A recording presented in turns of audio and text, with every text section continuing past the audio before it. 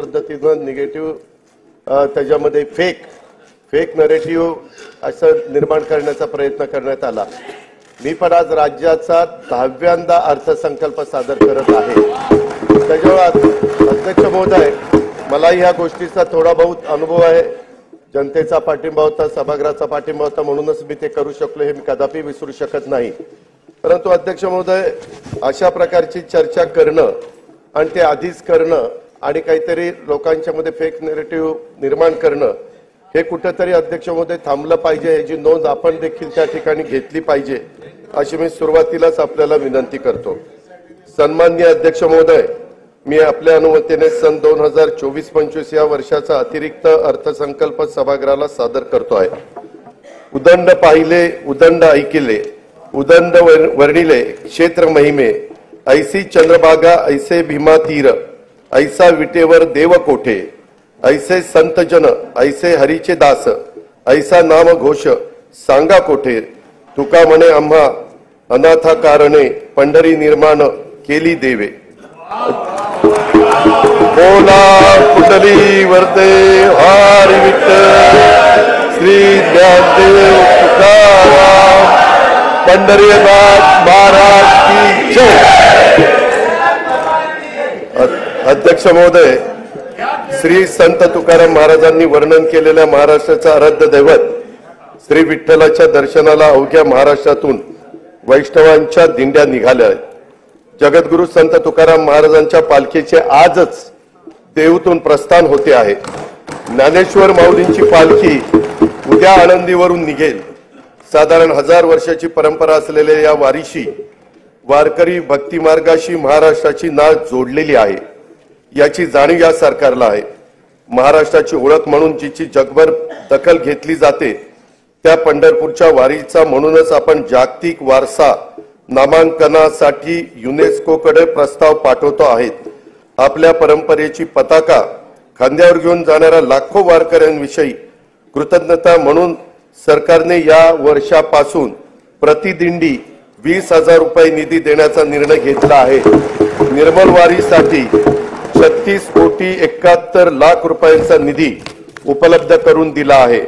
मुख्यमंत्री वैद्यकीय सहाय्यता कक्षाच्या माध्यमातून देहू, आळंदी ते पंढरपूर या दोन्ही मुख्य पालखी मार्गावरील सर्व वारकऱ्यांची आरोग्य तपासणी केली जाणार आहे। आवश्यकतेनुसार मोफत औषधोपचार देखील केले जाणार आहेत। कीर्तनकार, वारकरी, भजनी मंडळ यांना सोयी सुविधा उपलब्ध करून देण्यासाठी तसेच पालखी मार्गाचे व्यवस्थापन करण्यासाठी मुख्यमंत्री वारकरी संप्रदाय महामंडळ स्थापन करण्याचा निर्णय घेण्यात आलेला आहे। लोकसभेच्या नुकत्याच झालेल्या निवडणुकीमध्ये राष्ट्रीय लोकशाही आघाडीला बहुमत प्राप्त झाले आहे। केंद्रात माननीय श्री नरेंद्र मोदीजी यांच्या नेतृत्वाखाली सलग 3ऱ्यांदा सरकार स्थापन झाले आहे। माननीय पंतप्रधानांचे देखील मी त्यासाठी आपल्या सर्वांच्या तर्फे मनपूर्वक अभिनंदन करतो। महाराष्ट्राला सहकार्य करण्याबाबत केंद्र शासनाने नेहमीच सकारात्मक भूमिका घेतली आहे। केंद्र शासनाच्या 3ऱ्यांदा सरकार आल्यानंतर पहिल्याच मंत्रिमंडळाच्या बैठकीमध्ये महाराष्ट्र राज्यातील 76,200 कोटी रुपये किमतीचा वाढवण बंदर प्रकल्पाला मंजुरी देण्यात आली आहे। त्यामुळे राज्याच्या आर्थिक विकासाला चालना मिळणार आहे। त्याद्वारे 10 लाखाहून अधिक रोजगार निर्माण होणार आहे। यापुढील 5 वर्षही केंद्र शासनाचे असेच भक्कम पाठबळ राज्याला लाभेल याची खात्री मी बाळगतो। दिनांक 27 फेब्रुवारी 2024 रोजी मी सभागृहाला राज्याचा 2024-25 या आर्थिक वर्षाचा अंतरिम अर्थसंकल्प सादर केला होता। पायाभूत सुविधांवरील खर्चात वाढ करून राज्याची अर्थव्यवस्था $1 ट्रिलियन करण्याचा निर्धार त्यात व्यक्त करण्यात आला होता। रेल्वे, रस्ते, मेट्रो मार्ग, विमानतळ, बंदरे व उद्योग अशा विविध क्षेत्रातील गुंतवणुकीबाबतही मी त्यावेळी सविस्तर उल्लेख केला होता। अर्थव्यवस्थेचे आकारमान वाढल्यानंतर सरासरी दरडोई उत्पन्नात वाढ होणार आहेच, पण त्याचबरोबर राज्याच्या आर्थिक प्रगतीचे पुरेसे लाभ न होणाऱ्या घटकांच्या वैयक्तिक उत्पन्नात देखील लक्षणीय वाढ कशी होईल यासाठी प्रयत्न करणं गरजेचे आहे। महिला, शेतकरी, युवा, मागासवर्ग आणि सर्व समाजातील गरिबांना भरीव आर्थिक मदत आणि प्रगतीच्या संधी उपलब्ध करून देणे हा अतिरिक्त अर्थसंकल्पाचा मुख्य हेतू आहे। शाहू फुले आंबेडकरांच्या विचाराच्या पुरोगामित्वाचा वारसा जपत महाराष्ट्राने महिलांना केंद्रस्थानी ठेवून विकासाची वाटचाल केली आहे। शिक्षण, नोकरी आणि राजकीय क्षेत्रात महिलांना आरक्षण देणारे महाराष्ट्र हे देशातील पहिले राज्य आहे। राज्याने 1994 मध्ये पहिले महिला धोरण जाहीर केले, त्यात वेळोवेळी काल सुसंगत सुधारणा करण्यात आल्या। नुकतेच राज्याचे चौथे अष्टसूत्री महिला धोरण जाहीर करण्यात आले आहे। महिला व मुलींना सामाजिक, प्रशासकीय आणि राजकीय क्षेत्रात समान हक्क व दर्जा प्राप्त होण्यास करता पोषण आहार, स्वास्थ्य, शिक्षण, उद्योजकता तसेच कौशल्य विकास आणि रोजगारांसाठी विविध योजना प्रभावीपणे राबवण्यात येतील। मुलींचे जन्माचे स्वागत करणारी आणि तिला वय वर्ष 18 पर्यंत अर्थसहाय्य करणारी लेक लाडकी योजना, गर्भवती मातांचे आरोग्य व संस्थात्मक प्रसूतीकरता जननी सुरक्षा योजना, प्रधानमंत्री मातृवंदना योजना, बचत गटाच्या माध्यमातून ग्रामीण महिलांचे सक्षमीकरण, बस प्रवासामध्ये सवलत, महिलांच्यासाठी विशेष बस, घर खरेदीसाठी मुद्रांक शुल्कात सवलत, कौटुंबिक समस्याग्रस्त महिलांच्यासाठी शक्ती सदन योजना, नोकरी करणाऱ्या महिलांच्यासाठी व्यवसाय करातून सूट, महिला वसतिगृहे, महिला केंद्रित पर्यटन धोरण अशा विविध योजनांची प्रभावी अंमलबजावणी करण्यात येत आहे। स्त्री ही कुटुंबाचा आधार असते, आता ती एकूणच समाजाचाच केंद्रबिंदू होते आहे। कुटुंबाचं व्यवस्थापन आणि अर्थार्जन अशा दोन्ही आघाड्यांवर ती लढते आहे। एक हाती कुटुंब सांभाळणाऱ्या, कर्तबगार मुलं घडवणाऱ्या महिलाही आपल्याला पाहायला मिळतात। वेगवेगळ्या परीक्षांच्या निकालाच्या वेळी तर मुलींची आघाडी हा तर आता नियमित होऊ पाहतो आहे। अशा आपल्या कर्तृत्वान माय भगिनींना संधीची कवाडे आणखी खुली करणे, त्यांना प्रोत्साहन देणे हे सरकार म्हणून आपले कर्तव्यच आहे। म्हणून आमच्या लेकी बहिणींच्यासाठी मुख्यमंत्री माझी लाडकी बहीण योजना ही महत्वाकांक्षी आणि व्यापक योजना आज मी घोषित करत आहे। महिलांचे आर्थिक स्वातंत्र्य व स्वावलंबन, आरोग्य व पोषणासहित सर्वांगीण विकासासाठी या योजनेअंतर्गत वय 21 ते 60 वर्ष वयोगटातील पात्र महिलांना शासनातर्फे दरमहा 1,500 रुपये प्रदान करण्यात येतील। मुख्यमंत्री माझी लाडकी बहीण योजनेसाठी दरवर्षी 46,000 कोटी रुपयाचा निधी उपलब्ध करून देण्यात येईल। योजनेची अंमलबजावणी जुलै 2024 पासून करण्यात येईल। आपल्या शासनाने सन 2023-24 पासून लेक लाडकी योजना सुरू केली आहे। मुलींच्या जन्मापासून ती 18 वर्षाची होईपर्यंत तिला टप्प्याटप्प्याने एकूण 1,01,000 रुपये प्रदान करण्यात येतात। पिवळ्या आणि केशरी शिधापत्रिका धारक कुटुंबात दिनांक 1 एप्रिल 2023 रोजी किंवा त्यानंतर जन्म झालेल्या कन्येला हे अर्थसहाय्य करण्यात येतं। दिनांक 1 मे 2024 नंतर जन्माला आलेल्या व्यक्तींच्या नावाची नोंद शासकीय दस्तऐवजांच्या मध्ये त्यांचं नाव, नंतर आईचं नाव, नंतर वडिलांचं नाव आणि नंतर आडनाव या क्रमाने करण्याचं बंधनकारक देखील करण्यात आलेलं आहे। या वर्षीच्या अंतरिम अर्थसंकल्पात मी महिलांच्यासाठी स्वयंरोजगार निर्मिती तसेच सुरक्षित प्रवासासाठी पिंक ई रिक्षा योजनेची घोषणा केली होती। योजनेच्या पहिल्या टप्प्यात राज्यातील 17 शहरात 10,000 महिलांना रिक्षा खरेदीसाठी अर्थसहाय्य करण्यात येईल। या योजनेच्या करता 80 कोटी रुपयांचा निधी उपलब्ध करून देण्यात येईल। शुभमंगल सामूहिक नोंदणीकृत विवाह योजनेत लाभार्थी मुलींना देण्यात येणारे अनुदान पहिलं 10,000 रुपये होतं, आता ते 10,000 रुपयावरून 25,000 रुपये करण्यात आले आहे। राज्यातील सर्व आरोग्य उपकेंद्रात स्तन, गर्भाशय, मुखाच्या कर्करोग तपासणीसाठी उपकरणे व साहित्य उपलब्ध करून देण्यात येईल। त्यासाठी 78 कोटी रुपये निधीची तरतूद करण्यात येईल। रुग्णांची विशेषतः आमच्या गरोदर माता व बालकांची आरोग्य संस्थेत मोफत ने आण करण्यासाठी 3,324 रुग्णवाहिका कार्यरत आहेत। त्यातील जुन्या रुग्णवाहिकांच्या जागी नव्या रुग्णवाहिका उपलब्ध करून देण्यात येतील। महिलांची पाण्यासाठी होणारी पायपीट थांबवण्यासाठी हर घर नल हर घर जल संकल्पनेअंतर्गत जल जीवन मिशन कार्यक्रमातून ग्रामीण भागातून 1,25,66,986 घरांना न जोडणी देण्यात आली आहे। राहिलेल्या 21,04,932 घरांसाठीचे काम प्रगतीपथावर आहे। स्वयंपाकांच्यासाठी वापरल्या जाणाऱ्या इंधनाचा आणि महिलांच्या आरोग्याचा फार जवळचा संबंध असतो। महिलांच्या आरोग्याच्या नेहमीच तक्रारी कमी करायच्या असतील तर त्यांना स्वच्छ इंधन पुरवणं ही आपली जबाबदारी आहे। एलपीजी गॅसचा वापर त्या दृष्टीने सर्वात सुरक्षित असल्याने या इंधनाचा वापर वाढवला पाहिजे।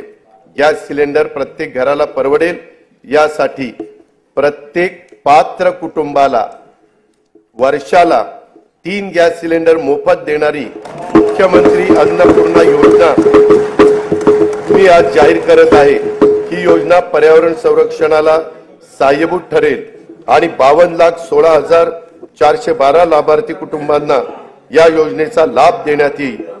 अंगणवाडी सेविका, मदतनीस व मिनी अंगणवाडी सेविका यांना सध्या सेवानिवृत्ती, मृत्यू, राजीनामा इत्यादी प्रकरणी 1 लाख रुपयांपर्यंतचा लाभ देण्यात येत आहे। महाराष्ट्र राज्य ग्रामीण जीवनोन्नती अभियानाअंतर्गत 6,48,000 महिला बचत गट कार्यरत असून ही संख्या 7 लाख करण्यात येणार आहे। बचत गटाच्या फिरच्या निधीच्या रकमेत 15,000 वरून 30,000 रुपये वाढ करण्यात आली आहे। उल्वे, नवी मुंबई येथे युनिटी मॉल बांधण्यात येत असून त्यातून महिला बचत गट व कारागिरांना उत्पादनाच्या प्रदर्शन व विक्रीसाठी हक्काचे व्यासपीठ उपलब्ध होईल। महिला बचत गटांनी उत्पादित केलेल्या वस्तूंना सध्या उमेद मार्ट आणि ई-कॉमर्स ऑनलाईन प्लॅटफॉर्म तसेच प्रदर्शनाच्या माध्यमातून बाजारपेठ उपलब्ध करून दिली जाते। याद्वारे आतापर्यंत 15 लाख महिला ह्या लखपती दीदी होण्याचा मान मिळाला असून या वर्षात 25 लाख महिलांना लखपती करण्याचं उद्दिष्ट शासनाने ठरवलेलं आहे। महिला लघु उद्योजकांसाठी या आर्थिक वर्षापासून पुण्यश्लोक अहिल्यादेवी होळकर महिला स्टार्टअप योजना सुरू करण्यात येणार आहे। स्टार्टअपच्या अनुषंगाने अखिल भारतीय स्तरावरील महासंमेलन राज्यात आयोजित करण्यात येईल। पर्यटन क्षेत्रातील महिला लघु उद्योजकांनी 15 लाख रुपयांपर्यंत घेतलेल्या कर्जावरील व्याजाचा परतावा शासनाकडून करण्यासाठी आई योजना सुरू करण्यात आली आहे। त्यातून 10,000 रोजगार निर्माण होणार आहे। महिला व बालकांविरुद्धच्या अत्याचाराचे खटले देखील चालवण्यासाठी 100 विशेष जलदगती न्यायालयांना आवश्यक तो निधी राज्य शासन उपलब्ध करून देत आहे। राज्यामधील व्यावसायिक शिक्षणामध्ये मुलींचं प्रमाण वाढवण्यास शासन कटिबद्ध आहे। अभियांत्रिकी, वास्तुशास्त्र, औषध निर्माणशास्त्र, वैद्यकीय तसेच कृषी विषयक सर्व व्यावसायिक पदविका अभ्यासक्रमासाठी प्रवेशित 8 लाख रुपयांपर्यंतच्या वार्षिक कौटुंबिक उत्पन्न असणाऱ्या इतर मागासवर्ग तसेच आर्थिक दृष्ट्या दुर्बल घटकातील मुलींना शिक्षण शुल्क व परीक्षा शुल्कामध्ये 100% प्रतिपूर्ती करण्यात येईल। अध्यक्ष महोदय, या निर्णयाचा लाभ सुमारे 2,05,000 मुलींना होणार आहे। शैक्षणिक वर्ष 2024-25 पासून ही योजना सुरू करण्यात येणार असून सुमारे 2,000 कोटी रुपयांचा भार दरवर्षी राज्य सरकार ह्याकरता उचलणार आहे। स्वावलंबी शेतकरी संपन्न शेतकरी हे ब्रीद जपत शेतकऱ्यांना विविध पातळीवर सहाय्य करण्यासाठी शासन कटिबद्ध आहे। बी बियाणासाठी थेट अनुदान, सिंचन सुविधा, आधुनिक तंत्रज्ञानाचा वापर, शेतीपूरक उद्योगांना प्रोत्साहन, शेतमालाचे मूल्यवर्धन, शेतमाल साठवणूक, बाजारपेठेची उपलब्धता इत्यादींबाबत विविध योजना राबवण्यात येत आहे। शासनाने सन 2023-24 या आर्थिक वर्षापासून शेतकऱ्यांना आर्थिक सहाय्य करण्यासाठी नमो शेतकरी महासन्मान निधी, 1 रुपयात पीक विमा, गोपीनाथ मुंडे शेतकरी सुरक्षा सानुग्रह अनुदान अशा विविध योजना सुरू केलेल्या आहेत। शेती आणि संबंधित क्षेत्राच्या ठळक तरतुदीकडे मी आता सभागृहाचं लक्ष वेधित आहे। नैसर्गिक आपत्तीमुळे झालेल्या शेती पिकांच्या नुकसानापोटी शेतकऱ्यांना जुलै 2022 पासून 15,245 कोटी 76 लाख रुपयांची मदत करण्यात आलेली आहे। नोव्हेंबर डिसेंबर 2023 मधील अवकाळी पावसामुळे बाधित झालेल्या 24,47,000 शेतकऱ्यांना आतापर्यंत 2,253 कोटी रुपयांची मदत देण्यात आली आहे। नुकसानीच्या क्षेत्राची मर्यादा 2 ऐवजी यावेळेस 3 हेक्टर करण्यात आली आहे। राज्य आपत्ती प्रतिसाद निधीच्या निकषापेक्षा अधिक दराने ही मदत करण्यात आली आहे। खरीप हंगाम 2023 करता राज्यातील 40 तालुक्यांमध्ये दुष्काळ तर 1021 महसूल मंडळामध्ये दुष्काळ सदृश परिस्थिती जाहीर करण्यात आली असून तिथे विविध सवलती लागू करण्यात आल्या आहेत। नुकसानीचे पंचनामे जलद व पारदर्शक होण्याकरता नागपूर विभागामध्ये घेतली गेलेली ई पंचनामा प्रणालीची चाचणी यशस्वी झाल्याने ही प्रणाली आता संपूर्ण राज्यामध्ये लागू करण्यात येणार आहे। नमो शेतकरी महासन्मान निधी योजनेअंतर्गत आज तागायत एकूण 92,43,000 शेतकरी कुटुंबांना 5,318 कोटी 47 लाख रुपयाचं अनुदान देण्यात आलेलं आहे। 1 रुपयात पीक विमा योजनेअंतर्गत 59,57,000 शेतकऱ्यांना 3,504 कोटी 66 लाख रुपयाची रक्कम आजपर्यंत अदा करण्यात आलेली आहे। गोपीनाथ मुंडे शेतकरी अपघात सुरक्षा सानुग्रह अनुदान योजनेअंतर्गत 2,694 शेतकरी कुटुंबांना 52 कोटी 82 लाख रुपयांचे अनुदान वाटप करण्यात आलेले आहे। महात्मा ज्योतिराव फुले शेतकरी कर्जमुक्ती योजनेअंतर्गत पीक कर्जाची नियमित परतफेड करणाऱ्या 14,33,000 शेतकऱ्यांना प्रोत्साहनपर रक्कम 5,190 कोटी रुपये अदा करण्यात आलेली आहे। उर्वरित रकमेचे वाटप देखील त्वरित त्या ठिकाणी देण्यात येईल। नानाजी देशमुख कृषी संजीवनी प्रकल्पाच्या पहिल्या टप्प्यात विदर्भ आणि मराठवाड्यातील 16 जिल्ह्यांच्यासाठी 5,469 कोटी रुपयांच्या विविध योजना यशस्वीपणे पूर्ण करण्यात आल्या आहेत। या प्रकल्पाचा 6,000 कोटी रुपये किमतीचा दुसरा टप्पा 21 जिल्ह्यांमध्ये राबवण्यात येणार आहे। माननीय बाळासाहेब ठाकरे कृषी व्यवसाय व ग्रामीण परिवर्तन प्रकल्पाअंतर्गत 1,561 कोटी 64 लाख रुपये किमतीच्या 767 उपप्रकल्पांना मंजुरी देण्यात आली आहे। त्याचा लाभ सुमारे 9 लाख शेतकऱ्यांना होणार आहे। विदर्भ आणि मराठवाड्यातील 14 विपत्तीग्रस्त जिल्ह्यातील केशरी शिधापत्रिका धारक शेतकऱ्यांना अन्नधान्याऐवजी दरमहा रोख रक्कम अदा करण्यात येते। मे 2024 पर्यंत या पद्धतीने 11,85,000 लाभार्थींना 113 कोटी 36 लाख रुपये अदा करण्यात आले आहेत। राष्ट्रीय कृषी विकास योजना आणि राज्य पुरस्कृत कृषी यांत्रिकीकरण योजनेतून गेल्या 3 वर्षात 2,14,000 शेतकऱ्यांना ट्रॅक्टर आणि पॉवर टिलर आदी यांत्रिकी शेती उपकरणांच्या खरेदीसाठी 1,239 कोटी रुपयाचं अनुदान देण्यात आलेलं आहे। शेतमालाच्या स्थानिक पातळीवर साठवणुकीसाठी गाव तेथे गोदाम ही योजना राबवण्यात येणार आहे।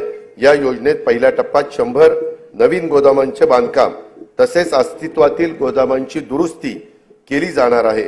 कापूस, सोयाबीन तसेच अन्य तेलबियांच्या उत्पादकतेमध्ये वाढ आणि मूल्य साखळी विकासासाठी विशेष कृती योजना राबवण्यात येत आहे।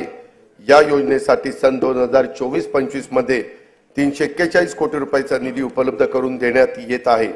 आधारभूत किमतीनुसार खरीप व रब्बी हंगामातील कडधान्य व तेलबियांच्या नाफेड मार्फत खरेदीसाठी 100 कोटी रुपयाचा फिरता निधी स्थापन करण्यात येईल। कापूस व सोयाबीन पिकांच्या राज्याच्या शेती उत्पन्नामध्ये मोठा वाटा आहे। मागील वर्षी आंतरराष्ट्रीय घडामोडी व अन्य कारणामुळे झालेल्या किमतीतील घसरणीमुळे शेतकऱ्यांना नुकसान सोसावं लागलं। शेतकऱ्यांना दिलासा देण्यासाठी खरीप पणन हंगाम 23-24 मध्ये कापूस व सोयाबीन उत्पादक शेतकऱ्यांना 2 हेक्टर प्रमाणे हेक्टरच्या मर्यादेत प्रति हेक्टरी 5,000 रुपयाचं अर्थसहाय्य देण्याची घोषणा मी करीत आहे। अध्यक्ष महोदय, ही घोषणा खरं तर निर्णय कॅबिनेटनी मागच घेतला होता, पण 3च दिवसात आचारसंहिता लागली, त्यामुळे नंतर आम्हाला त्याचे जे काही वितरण करायचं होतं ते करता आलेलं नव्हतं. आता आम्ही पुन्हा हे आचारसंहिता संपल्यावर हे 5,000 रुपयाचं अर्थसहाय्य देणं, हे कापूस सोयाबीन शेतकऱ्यांच्या करता तो निर्णय सरकारने घेतलेला आहे. कांदा उत्पादक शेतकऱ्यांना अर्थसहाय्य करण्यासाठी सन 2023-24 या वित्तीय वर्षात 350 रुपये प्रति क्विंटल प्रमाणे 851,66,00,000 रुपये अनुदान देण्यात आलं आहे. कांदा आणि कापसाच्या हमी भावाने खरेदी करण्यासाठी प्रत्येकी 200 कोटी रुपयाचा फिरता निधी निर्माण करण्यात येत आहे. खरीप पडन हंगाम 2023-24 मध्ये 6 लाख धान उत्पादक शेतकऱ्यांना प्रति हेक्टरी 20,000 रुपयाप्रमाणे 1,350 कोटी रुपये प्रोत्साहन रक्कम प्रदान करण्यात आली आहे. शासकीय नवीन दुग्ध व्यवसाय उद्योजकता प्रकल्प सुरू करणार आहे. पशुसंवर्धन, दुग्ध व्यवसाय, पशुचारा आणि पशुखाद्य उत्पादन या क्षेत्रात नव उद्योजक निर्माण करणे, रोजगार आणि स्वयंरोजगाराच्या माध्यमातून शेतकऱ्यांच्या मध्ये आर्थिक उन्नती साधणे, पशूंची उत्पादकता वाढवणे हा या प्रकल्पाचा उद्देश आहे. नोंदणीकृत 2,93,000 गायींचे दूध उत्पादकांना प्रति लिटर 5 रुपये प्रमाणे 223,83,00,000 रुपये अनुदान वितरित करण्यात आले आहे. राहिलेले अनुदान देखील त्वरित वितरित करण्यात येईल. तसेच गायीचे दूध उत्पादक शेतकऱ्यांना आधार देण्यासाठी 1 जुलै पासून प्रति लिटर 5 रुपयाप्रमाणे अनुदान देण्याची योजना 1 जुलै 2024 पासून पुढे चालू ठेवण्यात येईल असेही मी जाहीर करत आहे.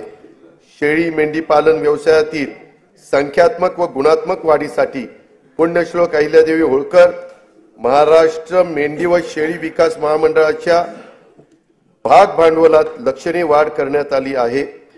शेळी मेंढी पालन आणि कुक्कुट पालनाला प्रोत्साहन देण्यासाठी 2 नवीन प्रकल्प राबवण्यात येत आहे.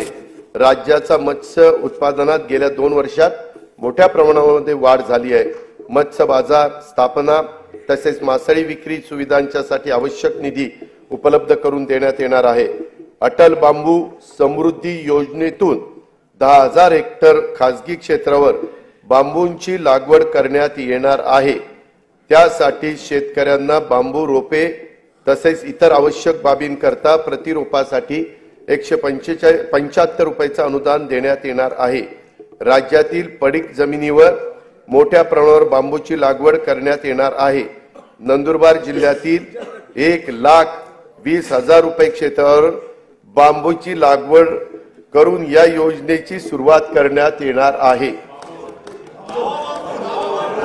वन्य प्राण्यांच्या हल्ल्यात जीवितहानी झाल्यास त्यावयाच्या नुकसान भरपाईच्या रकमेत 20 लाख रुपयावरून 25 लाख रुपये आणि त्यात कायमचं अपंगत्व आल्यास 5 लाख रुपयावरून 7.5 लाख रुपये, गंभीर जखमी झाल्यास 1.25 लाख रुपयावरून 5 लाख रुपये, किरकोळ जखमी झाल्यास 20,000 रुपयावरून 50,000 रुपये अशा प्रकारची वाढ करण्यात आली आहे. शेती पिकाच्या नुकसान भरपाई करता देय रकमेत कमाल मर्यादेत पहिली 25,000 रुपये होती, ती आता आम्ही 50,000 रुपये वाढ करतोय. पशुधन हानीच्या नुकसान भरपाईतही भरीव अशा प्रकारची वाढ करीत आहोत. विविध कारणांमुळे अपूर्ण राहिलेले सिंचन प्रकल्प पूर्ण करण्यासाठी गेल्या 2 वर्षापासून विशेष मोहीम राबवण्यात येत आहे. आतापर्यंत 108 प्रकल्पांना सुप्रमा देण्यात आलेली आहे. जयंत पाटील साहेब, 108 प्रकल्पांना. आपल्या वेळेस काय पुढे जायचंच नाही. ते येत्या 2 वर्षात 61 प्रकल्प पूर्ण होणे अपेक्षित आहे. या प्रकल्पातून सुमारे 3,65,000 हेक्टर सिंचन क्षमता निर्माण होणार आहे. राज्यातील कार्यान्वित प्रकल्पाच्या अपेक्षित आणि प्रत्यक्ष सिंचन क्षमतेतील तफावत दूर करण्यासाठी महाराष्ट्र सिंचन सुधारणा कार्यक्रम हाती घेण्यात येत आहे. या कार्यक्रमातून 155 प्रकल्पांच्या कालवे वितरण प्रणालीची सुधारणा करण्यात येणार आहे. येत्या 3 वर्षात त्यामुळे सुमारे 4,28,000 हेक्टर वाढीव क्षेत्राला प्रत्यक्ष सिंचनाचा लाभ होणार आहे। अध्यक्ष महोदय, विविध अपूर्ण सिंचन प्रकल्प पूर्ण करणे तसंच प्रकल्पाच्या वितरण प्रणालीतील सुधारणांच्यासाठी नाबार्डकडनं 15,000 कोटी रुपयाचं दीर्घ मुदतीचं अर्थसहाय्य मंजूर झालेलं आहे। ते आपण केव्हाही उचलू शकतो आणि हे प्रकल्प मार्गी लावू शकतो। उपसा सिंचन योजनांना वापरल्या जाणाऱ्या विजेचा खर्च कमी करणं तसंच शाश्वत वीज पुरवठ्यासाठी म्हैसाळ जिल्हा सांगली तसेच येथे पथदर्शी सौर ऊर्जा प्रकल्प राबवण्यात येणार आहे। या प्रकल्पाची अंदाजित किंमत 1,594 कोटी रुपये असून त्याचा लाभ सांगली आणि सोलापूर जिल्ह्यातील सुमारे 75,000 शेतकरी कुटुंबांना होणार आहे। स्वच्छ व हरित ऊर्जेचे ध्येय साध्य करण्यासाठी सर्व शासकीय उपसा जलसिंचन योजना सौर ऊर्जीकरण करण्यात येणार आहे। त्यामध्ये जनाई, शिरसाई, पुरंदर या उपसा सिंचन योजनांचाही समावेश आहे। या योजनांच्यासाठी 4,200 कोटी रुपयाचा खर्च अपेक्षित आहे। विदर्भातील नागपूर, वर्धा, अमरावती, यवतमाळ, अकोला, बुलढाणा या जिल्ह्यातील 3,71,277 हेक्टर क्षेत्रात सिंचनाचा लाभ देण्यासाठी वैनगंगा नळगंगा नदी जोड प्रकल्पाद्वारे गोसीखुर्द प्रकल्पातून 62.57 टीएमसी पाणी वळवण्याचे नियोजन आहे। कोल्हापूर आणि सांगली जिल्ह्यातील पुरामुळे होणारी जीवित व वित्त हानी टाळावी आणि अतिरिक्त पाणी दुष्काळग्रस्त भागात वळवता यावे यासाठी जागतिक बँकेच्या सहाय्याने 3,200 कोटी रुपये किमतीचा महाराष्ट्राचा प्रतिसादक्षम विकास कार्यक्रम राबवण्यात येणार आहे। जलयुक्त शिवार अभियान 2 अंतर्गत मार्च 2024 अखेर 49,651 कामे पूर्ण झाली असून यावर्षी 650 कोटी रुपयांचा निधीची तरतूद करण्यात आली आहे। गाळ मुक्त धरण, गाळ युक्त शिवार योजनेअंतर्गत राज्यातील एकूण 338 जलाशयातून गाळ काढण्याचं काम सुरू आहे। लोकसहभागाच्या आतापर्यंत 83,39,818 घनमीटर गाळ काढण्यात आला आहे। शेतकऱ्यांना दिवसा अखंडित वीज पुरवठा करण्यासाठी कृषी वाहिन्यांचे विलगीकरण आणि सौर ऊर्जाकरण करण्याचा 15,000 कोटी रुपयाचा प्रकल्प हाती घेण्यात आला आहे। शेतकऱ्यांना मोफत वीज उपलब्ध व्हावी, मोफत यासाठी मागेल त्याला सौर ऊर्जा पंप या योजनेच्या करता 8,50,000 शेतकऱ्यांना सौर ऊर्जा पंप उपलब्ध करून देण्याचे मी जाहीर करीत आहे। अध्यक्ष महोदय, तूफानों में संभलना जानते हैं, अंधेरों को बदलना जानते हैं, चिरागों का कोई मजहब नहीं है, ये हर महफिल में जलना जानते हैं। माननीय पंतप्रधान नरेंद्र मोदी यांच्या नेतृत्वाखाली सरकारच्या दूरदर्शी धोरणामुळे 2047 पर्यंत भारत विकसित देश म्हणून उदयाला येईल। भारत ही जगातील तिसरी मोठी अर्थव्यवस्था होण्याच्या वाटेवर आहे। अर्थव्यवस्थेच्या या वाढीमध्ये तरुण उद्योजकांचा वाटा मोठा असणार आहे। युवा वर्गाला अधिक सक्षम, कुशल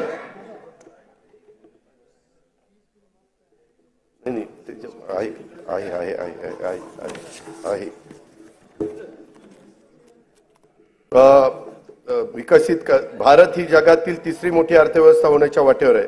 अर्थव्यवस्थेच्या या वाढीमध्ये तरुण उद्योजकांना वाटा मोठा असणार आहे। युवा वर्गाला अधिक सक्षम व कुशल आणि तंत्रस्नेही करण्यासाठी कौशल्य उद्योजकता विकासाच्या तसेच आर्थिक पाठबळ देण्याबाबत योजना सुरू आहेत। त्या अधिक परिणामकारक राबवण्याचा तसेच नवीन योजना सुरू करण्याचा शासनाचा मानस आहे। मी आता युवा वर्गासाठीच्या योजनांच्याकडे सभागृहाचं लक्ष वेधतो।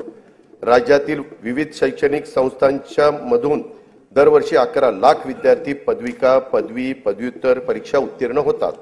प्रमाणपत्र व अल्प मुदतीत अभ्यासक्रम पूर्ण करणाऱ्या विद्यार्थ्यांची संख्या देखील मोठी असते। औद्योगिक आणि बिगर औद्योगिक आस्थापनांमध्ये प्रत्यक्ष कामाद्वारे प्रशिक्षण घेतल्यास गरजू युवकांना रोजगाराची संधी तसेच उद्योगांना प्रशिक्षित मनुष्यबळ उपलब्ध व्हावे या उद्देशाने दरवर्षी 10 लाख तरुण तरुणींना प्रत्यक्ष कामावरील प्रशिक्षण देण्यासाठी मुख्यमंत्री युवा कार्य प्रशिक्षण योजना मी जाहीर करीत आहे। या योजनेअंतर्गत शासनामार्फत प्रशिक्षणार्थी दरमहा 10,000 रुपये प्रमाणे विद्यावेतन देण्यात येईल। त्यासाठी दरवर्षी 10,000 कोटी रुपयाचा खर्च अपेक्षित आहे। शासनाच्या योजनांची माहिती जनतेपर्यंत पोहोचवण्यासाठी दरवर्षी 50,000 युवकांना कार्य प्रशिक्षण देण्यात येईल। जागतिक बँक सहाय्यित 2,307 कोटी रुपये किमतीच्या मानवी विकासासाठी उपयोजित ज्ञान आणि कौशल्य विकास प्रकल्पाअंतर्गत 500 औद्योगिक प्रशिक्षण संस्थांची दर्जावाढ तसेच मॉडेल ITI जागतिक कौशल्य केंद्र महाराष्ट्र राज्य कौशल्य विद्यापीठ डेटा सेंटर अशा विविध संस्थांचे बळकटीकरण आणि उद्योजकता विकास कार्यक्रम राबवण्यात येणार आहे। मुंबई, पुणे, नागपूर, अमरावती, यवतमाळ, कोल्हापूर, छत्रपती संभाजीनगर, कराड जिल्हा सातारा, अवसरी खुर्द जिल्हा पुणे येथील तंत्र शिक्षण संस्थांच्या मध्ये सेंटर ऑफ एक्सलन्स स्थापन करण्यास मान्यता देण्यात आली आहे। पंडित दीनदयाळ उपाध्याय रोजगार मेळावा व नमो महारोजगार मेळाव्यातून रोजगार इच्छुक युवांना नोकरीची संधी उपलब्ध करून दिल्या जात आहेत।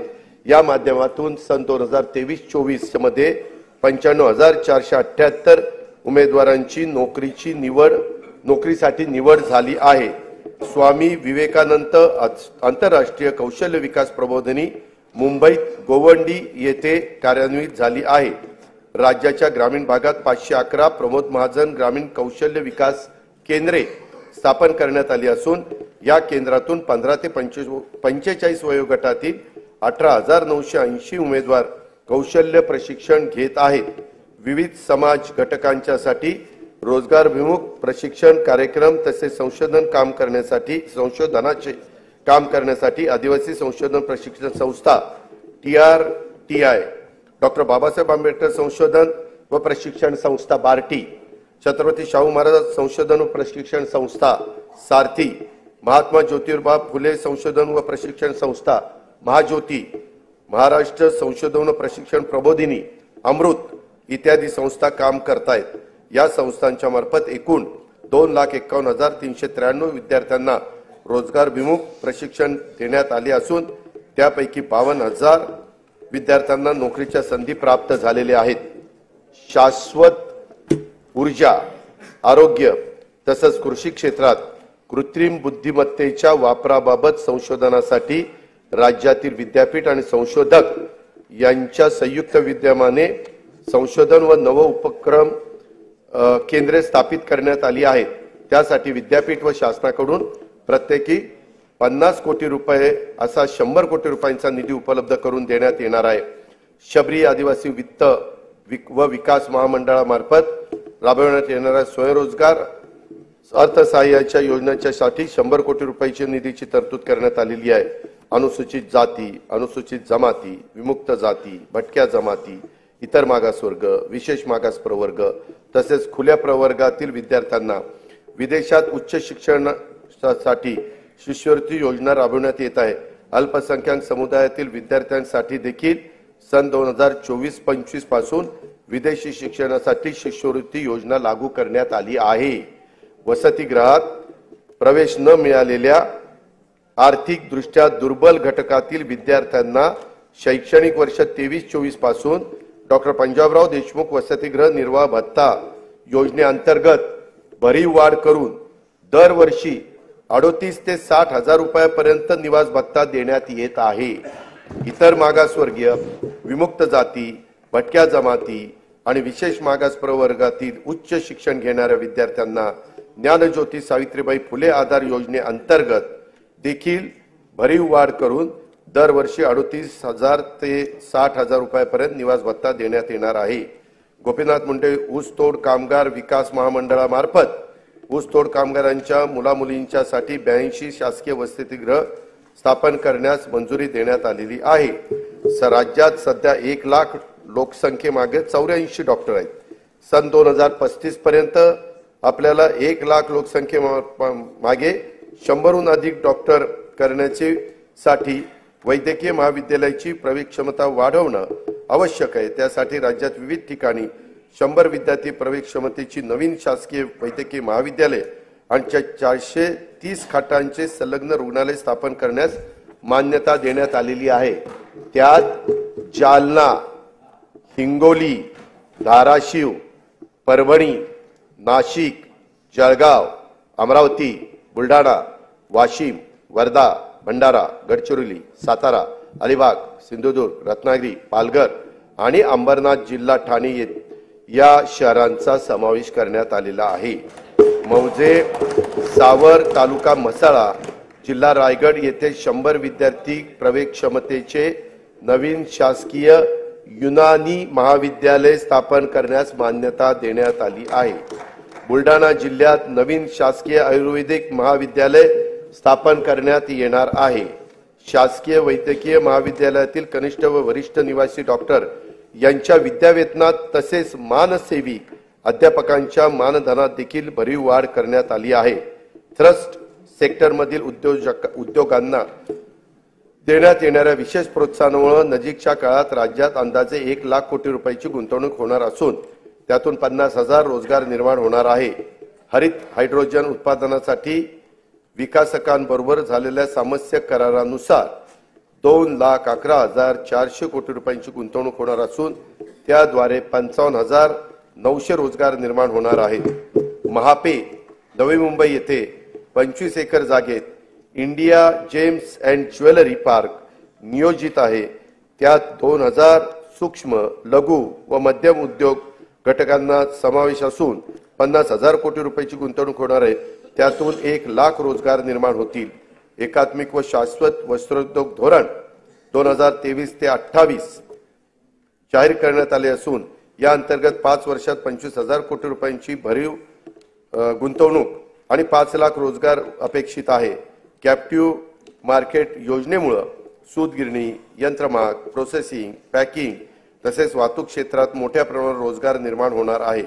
खाजगी गुंतवणूक वाढवण्यासाठी लघु वस्त्रोद्योग संकुले तसेच टेक्निकल टेक्सटाईल पार्क उभारण्याचे शासनाने ठरवलेले आहे।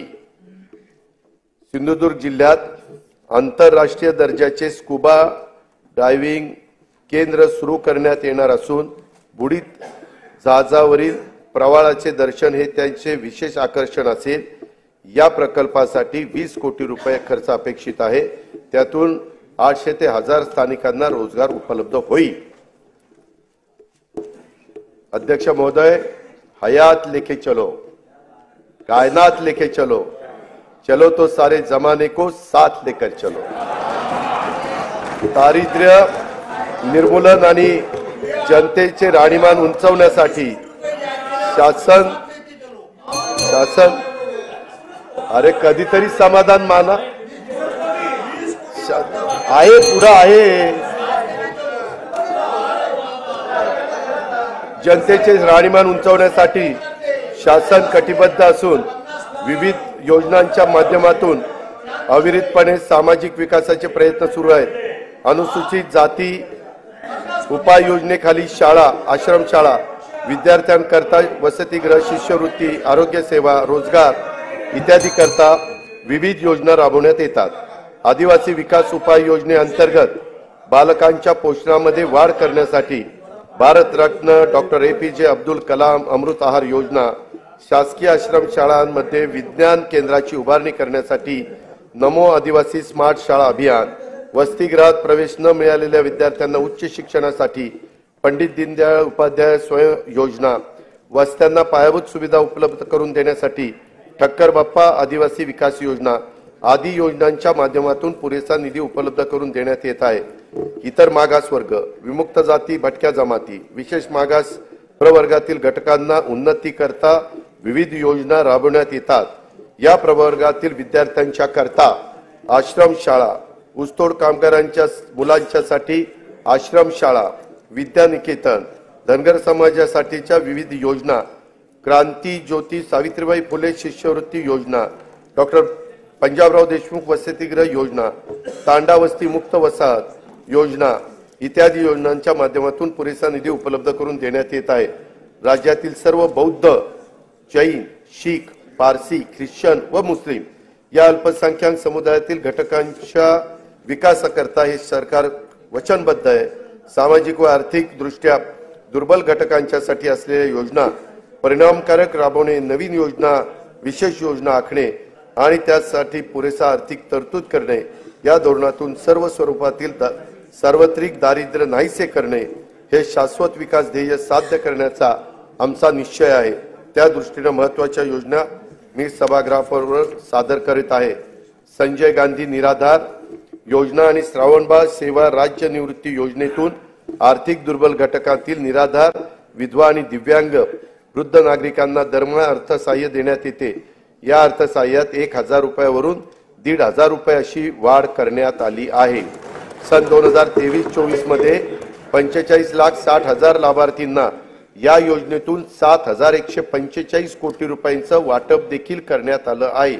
महिला आर्थिक विकास महामंडळ, महाराष्ट्र राज्य इतर मागासवर्ग वित्त विकास महामंडळ, वसंतराव नाईक विमुक्त जाती व भटक्या जमाती विकास महामंडळ, महात्मा फुले मागासवर्गीय विकास महामंडळ, साहित्यरत्न लोकशाहीर अण्णाभाऊ साठे विकास महामंडळ, संत रोहिदास चर्मोद्योग व चर्मकार विकास महामंडळ, शबरी आदिवासी वित्त विकास महामंडळ, महाराष्ट्र राज्य सरकारी आदिवासी विकास महामंडळ, पुण्यश्लोक अहिल्यादेवी महाराष्ट्र मेंढी व शेळी विकास महामंडळ, अण्णासाहेब पाटील आर्थिक विकास महामंडळ, शामराव पेजे आर्थिक विकास महामंडळ, संत शिरोमणी गोरोबा काका महाराष्ट्र माती कला मंडळ, महाराष्ट्र राज्य ऑटो रिक्षा व टॅक्सी चालक मालक कल्याणकारी महामंडळ, मौलाना आझाद अल्पसंख्याक आर्थिक विकास महामंडळ अशा विविध महामंडळाच्या माध्यमातून विविध समाज घटकांना उन्नती करता योजना राबवण्यात येत आहे।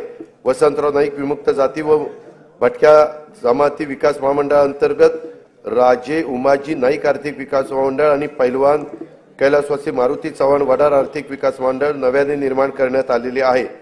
महाराष्ट्र राज्य इतर मागासवर्गीय वित्त विकास महामंडळांतर्गत संत काशीबा गुरव युवा आर्थिक विकास महामंडळ, जगज्योती महात्मा बसवेश्वर आर्थिक विकास महामंडळ, संत सेनाजी महाराज केश शिल्पी महामंडळ नव्याने निर्माण करण्यात आलेले आहे।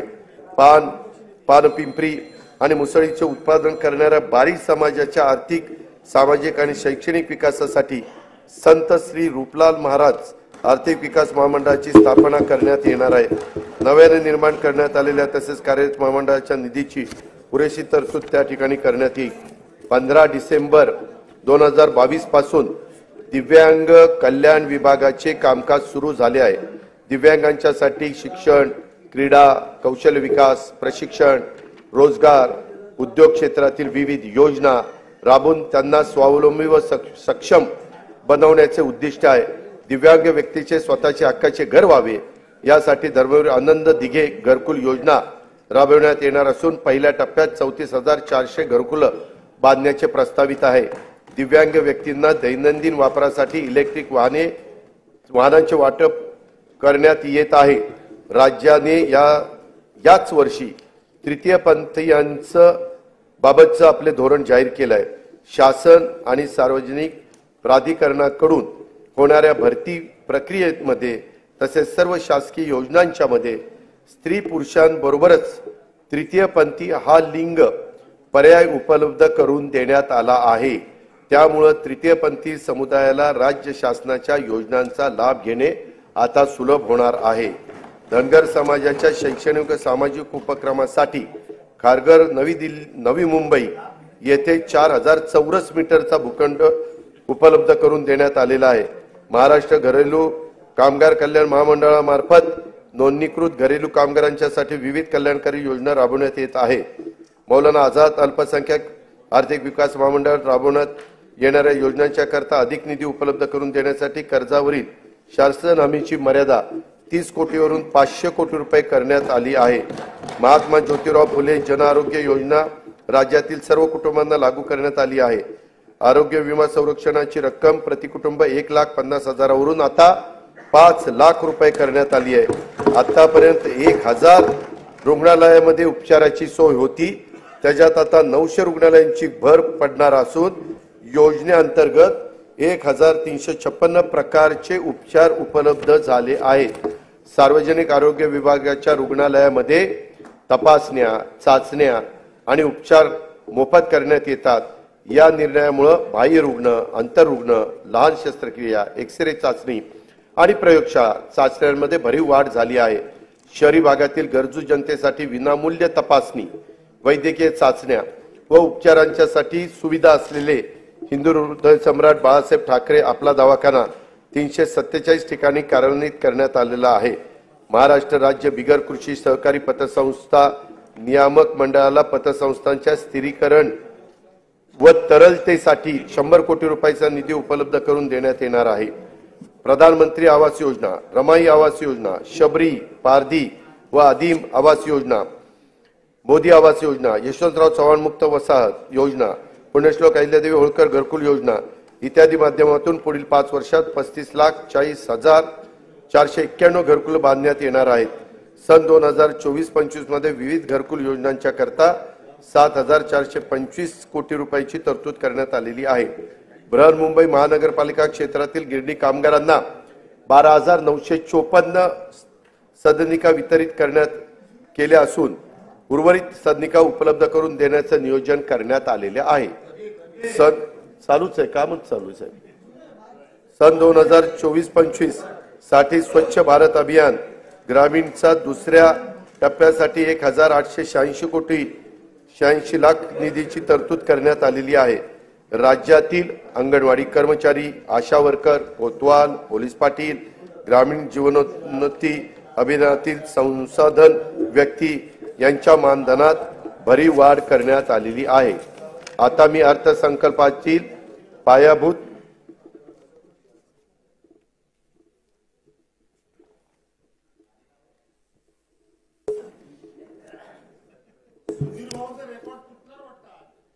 सध्या महाराष्ट्र राज्यात एकूण 47.41 लाख म्हणजे 47,41,000 शेतीपंप ग्राहक असून त्यांचा वीज वापर हा 39,247 दशलक्ष युनिट एवढा असून त्या वीज वापराची किंमत एकूण 33,046 कोटी इतकी आहे। शासनाकडून दरवर्षी शेतीपंप ग्राहकांना 6,984 कोटी रुपये एवढी सबसिडी आणि रुपये 9,500 कोटी क्रॉस सबसिडीच्या माध्यमातून थेट मदत दिली जाते। महाराष्ट्र राज्यात शेतकऱ्यांना दिवसा वीज देण्याच्या करता कृषी क्षेत्राच्या सौर ऊर्जीकरणाचा मोठा प्रकल्प मुख्यमंत्री सौर कृषी वाहिनी योजना 2 राबवण्यात येत आहे। सदर योजनेअंतर्गत 9,200 मेगावॉट क्षमतेचे विकेंद्रीकृत सौर ऊर्जा प्रकल्प हाती घेण्यात आलेले आहेत। या सर्व प्रकल्पांची अंमलबजावणीचा साठी कालावधी 18 महिने असून मार्च 2024 पासून ऑक्टोबर 2025 पर्यंत हे प्रकल्प पूर्ण होणार आहेत। ह्याच्याकरता जेवढी जमीन लागणार होती ती सगळी जमीन प्राजक्त सरकारकडेच उपलब्ध झाली आणि ती आपण हँडओव्हर देखील त्या ठिकाणी केली। त्याच्यामध्ये राज्यातील 46,06,000 शेतीपंप धारक हे एवढे शेतकरी हे 7.5 हॉर्सपॉवर पर्यंत मोटार चालवतात, म्हणजे 1 हॉर्सपॉवर पासून 3, 5, 7.5 पर्यंत आणि त्याच्यावरचे पण काही 10, 15, 20 असे आहेतच। ते सगळे 3 लाख आहेत, परंतु हे 44,06,000 आहेत। यांचा पूर्णपणे वीज माफीचा निर्णय राज्य सरकारने घेतलेला आहे। यासाठी राज्य सरकारवर जेवढा भार शासनावर पडणार आहे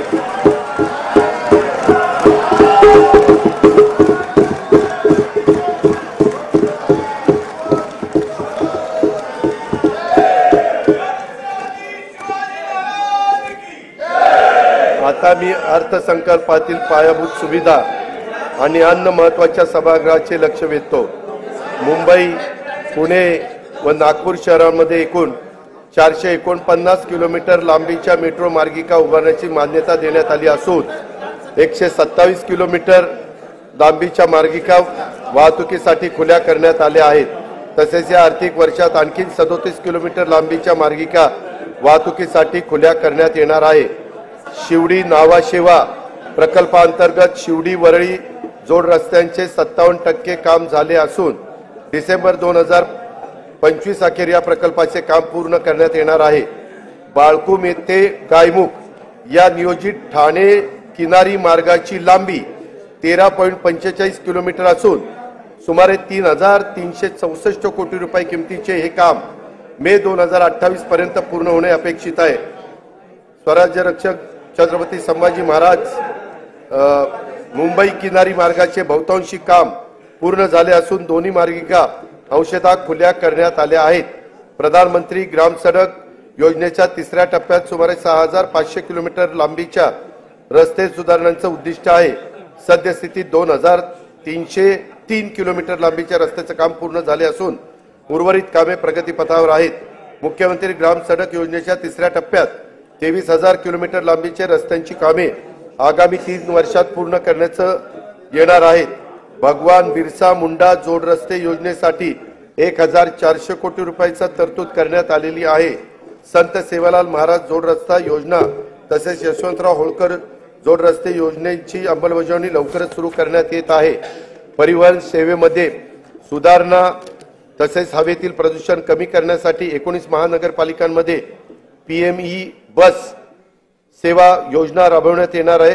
इलेक्ट्रिक बसेस उपलब्ध करणे, बस आगारे आणि विद्युत पायाभूत सुविधा उभारणी आदी बाबींचा या योजनेमध्ये समावेश आहे। अग्निशमन सेवाचा विस्तार आणि आधुनिकीकरण करण्यासाठी 615 कोटी रुपयाची योजना राबवण्यात येणार आहे। ही योजना ड वर्ग महानगरपालिका, सर्व नगर परिषदा व नगरपंचायतीमध्ये राबवण्यात येईल। धर्मादाय आयुक्तांच्या अधिपत्याखाली कार्यालयाचा मुंबई, नंदुरबार, नांदेड, वर्धा, अमरावती, कोल्हापूर येथील इमारतींच्या बांधकामासाठी अस्तित्वातील इमारतींचे नूतनीकरण करण्यासाठी 125 कोटी रुपयाचा निधी उपलब्ध करून दिला जाणार आहे। माननीय बाळासाहेब ठाकरे स्मृती मातोश्री ग्रामपंचायत बांधणी योजनेअंतर्गत 2,567 ग्रामपंचायत कार्यालयाच्या बांधकामांना मान्यता देण्यात आली आहे। शिवकालीन 12 किल्ल्यांना जागतिक वारसा नामांकन प्राप्त व्हावे म्हणून युनेस्कोकडे प्रस्ताव पाठवण्यात आला आहे। कोकणातील कातळ शिल्पे, पंढरपूर वारी, दहीहंडी उत्सव आणि गणेशोत्सव याबाबतचे देखील प्रस्ताव पाठवण्यात येणार आहेत। शासनाकडून रायगड किल्ल्यावर शिवराज्याभिषेक सोहळा दरवर्षी साजरा करण्याचे ठरवले असून त्याचा आवश्यक तो निधी शासन उपलब्ध करून देणार आहे। वेंगुर्ला जिल्हा सिंधुदुर्ग येथे 66 कोटी रुपयाचे अंदाजित किमतीचा आंतरराष्ट्रीय दर्जाचा पाणबुडी प्रकल्प विकसित करण्यात येणार आहे। सातारा जिल्ह्यातील पश्चिम घाट परिसरातील पर्यटन स्थळाच्या विकासासाठी 381 कोटी 56 लाख रुपये किमतीचा एकात्मिक पर्यटन विकास आराखडा करण्यात आला आहे। या अंतर्गत श्री क्षेत्र महाबळेश्वर विकास, प्रतापगड किल्ला जतन व संवर्धन, सह्याद्री व्याघ्र पर्यटन आणि कोयना हेळवाक वनक्षेत्रा अंतर्गत जलपर्यटनाचा समावेश आहे। पावसाळ्यात कल्याण नगर मार्गावरील माळशेज घाटाला भेट देणाऱ्या पर्यटकांची संख्या मोठी आहे। या घाटात सर्व सोयीयुक्त अत्याधुनिक व्ह्यूइंग गॅलरी उभारण्यात येईल। नागपूर जिल्ह्यातील रामटेक हे प्रभू रामचंद्राच्या पदस्पर्शाने पावन झालेले तीर्थक्षेत्र रामटेक विकास आराखड्यासाठी पहिल्या टप्प्यात 150 कोटी रुपयाच्या कामांना मान्यता देण्यात आली असून ही कामे प्रगतीपथावर आहे। आता दुसऱ्या टप्प्यातील 211 कोटी रुपयाची कामे देखील हाती घेण्यात येणार आहेत। आध्यात्मिक गुरु तथा समाज सुधारक बाबा जुमदेवजी यांना पावड दौना तालुका मौदा जिल्हा नागपूर येथील स्मारकासाठी 77 कोटी रुपये रकमेचा विकास आराखडा तयार करण्यात येणार आहे।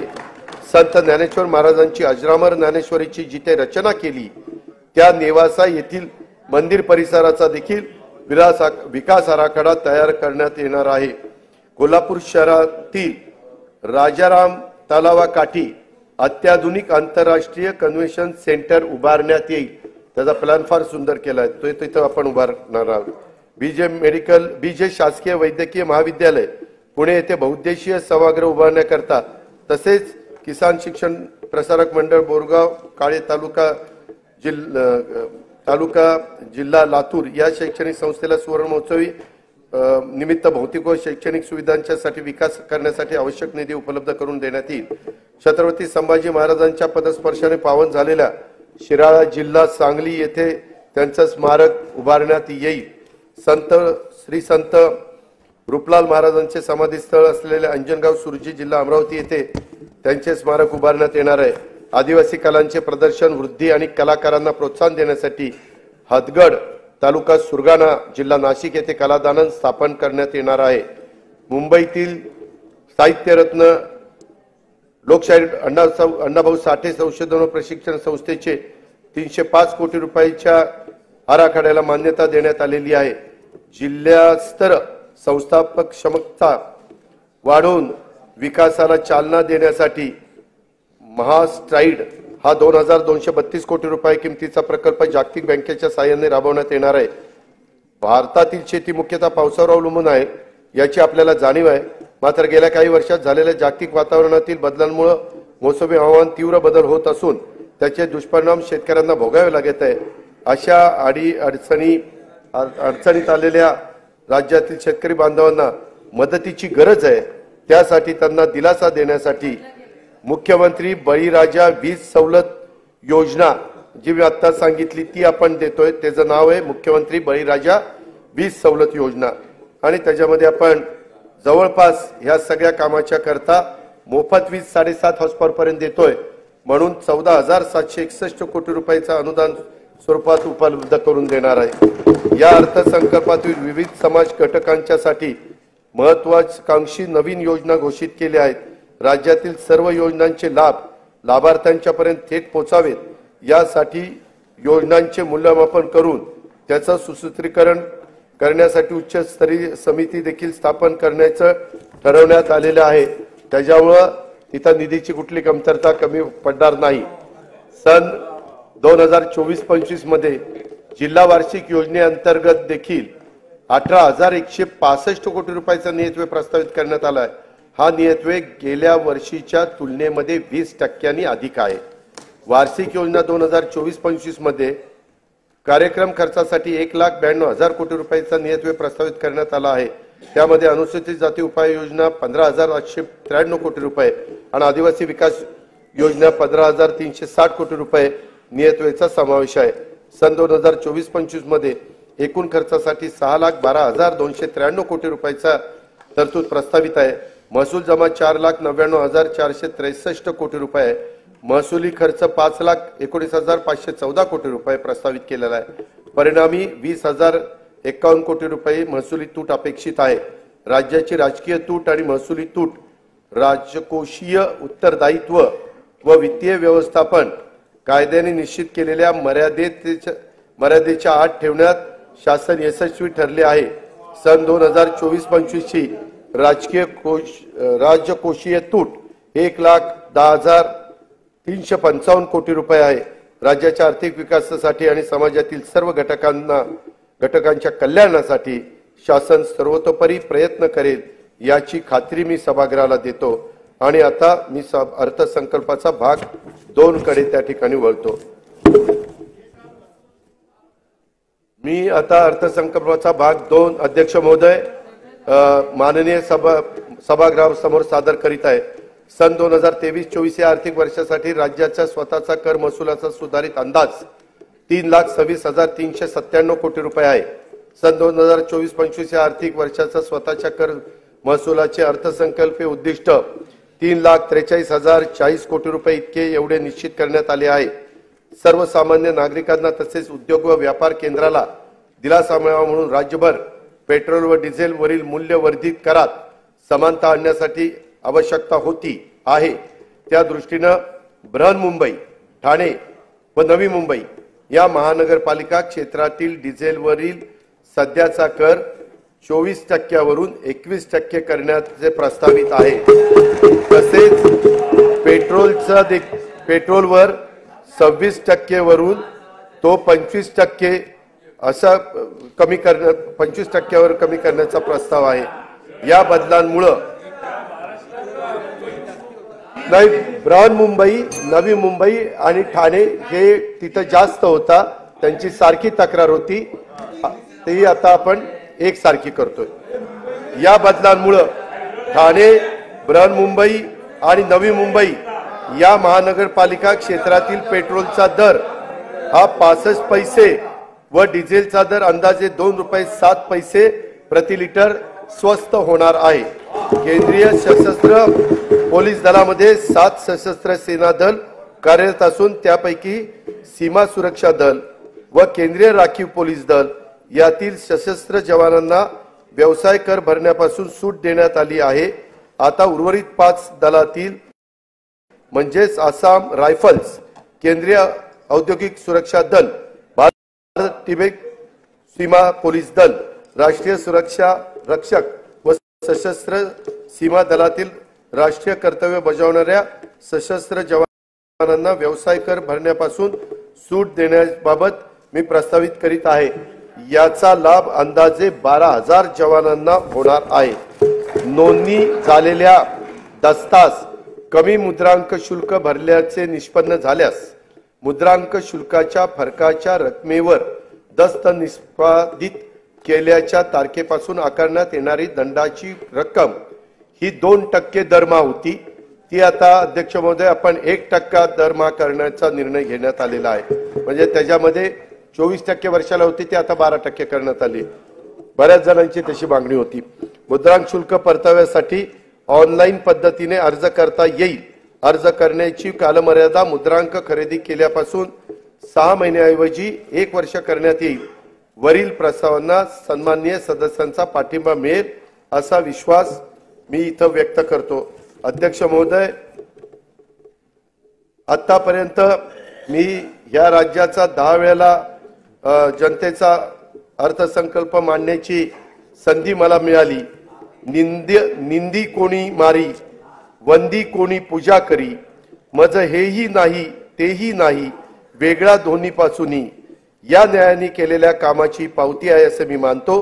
तुका म्हणे मज घडो त्यांची सेवा, तरी माझ्या दैवा पार नाही, अशी तुकोबारायाच्या भाषेत प्रार्थना करून मी आपली रजा घेतो। जय हिंद, जय भारत।